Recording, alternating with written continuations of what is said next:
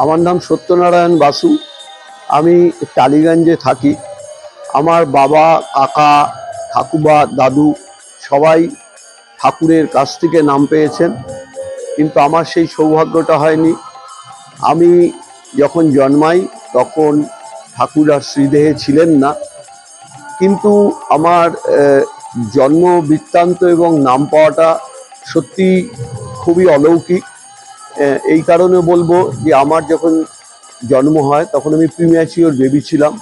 আমি জন্মাবার সময় জন্ডিস নিয়ে জন্মগ্রহণ করি। আমাদের এই রামকৃষ্ণ মিশনের যে হসপিটাল আছে হাজরার ওখানে আমার জন্ম হয়। তা ওখানে আমাকে ডাক্তাররা আমার বাবা কাকাদের বলেন যে এই শিশু 3 দিন না গেলে বলতে পারবো না এ বাঁচবে কি বাঁচবে না, কেননা জন্ডিস নিয়ে ছেলে জন্মেছে এবং প্রিম্যাচিওর বেবি। আমাকে একটা ইনকিউবেটারে রেখেছিল। তার আমার ঠাকুমা যখন এই কথা জানতে পারেন, ঠাকুমা ছুটতে ছুটতে আশ্রমে চলে আসেন। এসে তখন দ্বিতীয় মহন্ত মহারাজ শ্রী মঠ শ্যামাচরণ চট্টোপাধ্যায় এখানে ছিলেন। ওনাকে এসে বলছেন, মহারাজ আমার তো মনুর ছেলে হয়েছে, বাড়ির বংশের প্রথম ছেলে, কিন্তু ডাক্তার কোনো আশা দেয় না, বাঁচবে কি বাঁচবে না। তখন মহারাজ বললেন, মনুর মা আপনি চিন্তা করবেন না, আমি ওর অন্নপ্রাশন দেব। ঠাকুমা তো আনন্দে একেবারে আত্মহারা হয়ে গিয়ে ঠাকুমা বললেন, মহারাজ যখন বলেছেন যে আমি ওর অন্নপ্রাশন দেব, তার মানে 6 মাস তো আমার ছেলে বাঁচবেই, আমার নাতি। কেননা মহারাজের মুখের কথা কোনোদিন মিথ্যে হতে পারে না। ঠাকুমা বাড়ি চলে এলেন।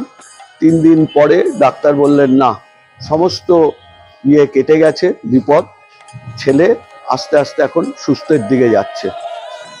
তারপরে তো আমি যেরকম সুস্থ হওয়ার হয়ে গেলাম, আমাকে যথারীতি 6 মাস বাদে মহারাজ এর কাছে নিয়ে আসলেন অন্নপ্রাশন দেওয়ার জন্য, এবং যথারীতি মহারাজের কোলে বসে আমার অন্নপ্রাশন হলো।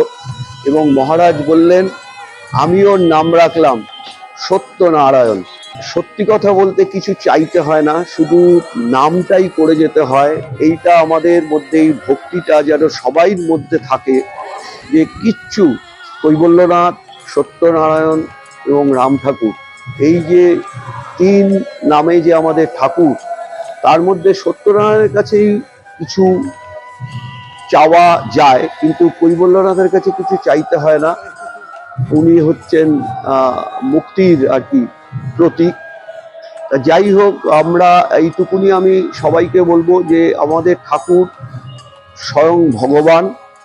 ওনার সঙ্গে অন্যান্য অবতারের কোনো মিল নেই।